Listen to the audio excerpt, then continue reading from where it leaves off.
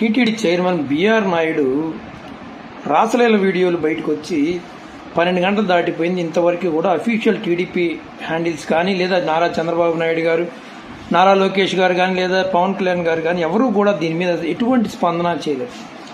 మరి పవన్ కళ్యాణ్ అయితే గతంలో అతను మాట్లాడిన నా కులం ఎక్కడిది, మతం ఎక్కడిది అన్న దగ్గర నుంచి, నేను సనాతన ధర్మాన్ని పాటిస్తానన్న దగ్గర నుంచి, ఆడపిల్లలకి ఏదన్నా అయితే బలమైన చట్టాలు చేస్తానన్న దగ్గర నుంచి, సుగాలి ప్రీతికి గతంలో అన్యాయం జరిగిపోయింది అన్న వ్యక్తి ఇప్పుడు న్యాయం చేయమని అనడానికి కూడా నోరు రాని వ్యక్తి, ఇలా ఏ విషయంలో పట్టినా కూడా వ్యూహాత్మక మౌనం పాటిస్తున్నారు.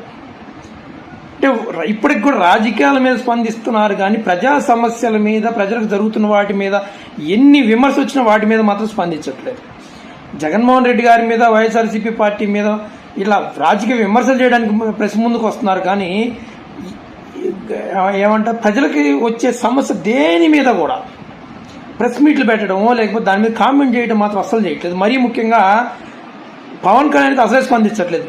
అతని మీద ఎన్ని విమర్శలు పక్కన గతంలో అతను మాట్లాడిన వీడియోలు, ఇప్పుడు మాట్లాడిన వీడియోలు పక్కన పెట్టి కొన్ని 10 సంఖ్యలో వీడియోలు వచ్చి అతని మీద విమర్శ పాలవుతున్నప్పుడు దాని మీద ఎప్పుడు వివరణ ఇచ్చుకునే కార్యక్రమం చేయట్లేదు.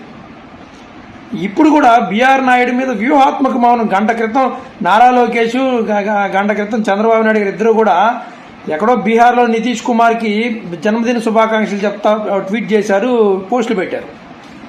కానీ ఇప్పుడు దాదాపు 10-12 గంటలు అయిపోయింది. బిఆర్ నాయుడు అదేం చిన్న వ్యవహారం కాదు. టీటీడీ చైర్మన్ స్థానంలో ఉన్న వ్యక్తి మీద అలాంటి ఆరోపణలు వస్తే వాటి మీద ఇంతవరకు కనీసం ఎంక్వైరీ చేస్తామని కానీ లేదా బిఆర్ నాయుడిని వివరణ అడుగుతామని కానీ ఏమి చెప్పలే. వ్యూహాత్మక మౌనం అంటుంటారు పవన్ కళ్యాణ్, అప్పుడప్పుడు వాడుతుంటాడు కొత్త పదాలు.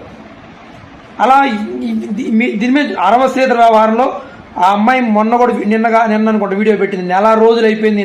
నేను వీడియోలతో సహా అన్ని బయటపెట్టి ఏం చర్యలు తీసుకున్నారు అని చెప్పి అడిగింది. దాని మీద కూడా ఇంతవరకు పవన్ కళ్యాణ్ వ్యక్తి అసలు ఒక్క మాట మాట్లాడలేదు. ఈ హోమ్ మినిస్టర్ కూడా మాట్లాడలేదు ఇంతవరకు ఆ అమ్మాయి వ్యవహారంలో. చిన్న ఆడపిల్లల మీద ఎన్నో అఘాయిత్యాలు జరుగుతున్నా కూడా వీటి మీద మేము కఠిన చర్యలు తీసుకుంటామని కానీ దేనివల్ల జరుగుతుందో, మద్యం విపరీతంగా విచ్చలవిడిగా వాడకం వల్ల ఇలాంటివన్నీ జరుగుతున్నాయి, సో మద్యాన్ని కంట్రోల్ చేయటం అనే కానీ ఏది లేదు. పరిపాలన అనేది మరీ శూన్యంగా ఉంది. ఒక రాజకీయ విమర్శలు మాత్రం ప్రత్యర్థి పార్టీ నాయకుడి మీద పిచ్చి విమర్శలు చేసుకోవడానికి, ఆటల పోటీలు పెట్టుకోవడానికి, డ్యాన్స్ వేయడానికి తప్ప దేని మీద కూడా స్పందించట్లేదు.